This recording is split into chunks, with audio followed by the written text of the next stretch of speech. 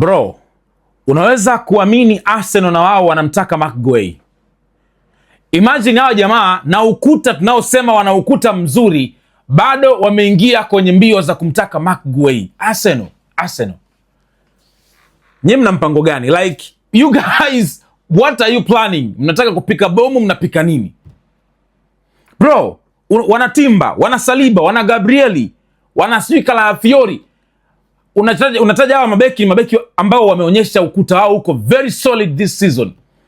Timu yenye defense bora msimu huu Europe nzima ni Arsenal, lakini bado hawa jamaa wanamtaka Marc Guehi. No. No. Arsenal, stop doing that shit, okay? Stop doing it, man. Inaonekana wameshtukia kodi ya makombe hao, kwa sababu this is not normal, man. Ukiangalia Arsenal kwenye defense iko complete. Hakuna haja ya kusema unaweza kaongeza mtu sasa hivi, kwa sababu pale nyuma wana mpaka kina Swihin Nkapie. Bro, bado tunamtaka Marc Guehi. No man, Arsenal. Come on. Come on, you're doing too much, man. Mnataka nini nyie? Yaani lengo lenu ni nini? Bro, nimeona hii news nikasema oh my gosh.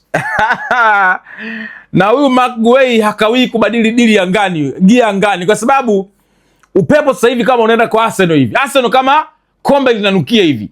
Marc Guehi anakipiga mahesabu, anacheza game ngapi? Game 10 na kitu tu hapa. Wakikaza wanaweza kabeba ubingwa. Unaweza ukashangaa katimkia Arsenal. Man City wanamtaka, Arsenal wanamtaka. Oh man.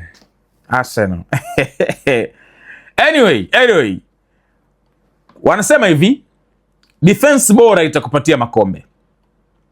Timu ikishakuwa na defense bora, una 80% ya kushinda makombe. 20% ni attacking force yako. Kwamba unaweza kuwa na attacking force nzuri sana, ila kama una defense ndio kinachotukuta Barcelona tunakwama kwenye UEFA.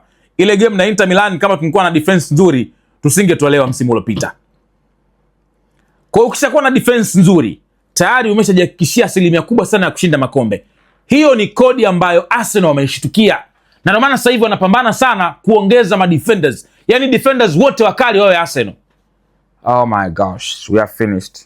Premier League fans, you are finished. You are finished, man. This is not looking good, bro. It's not looking good.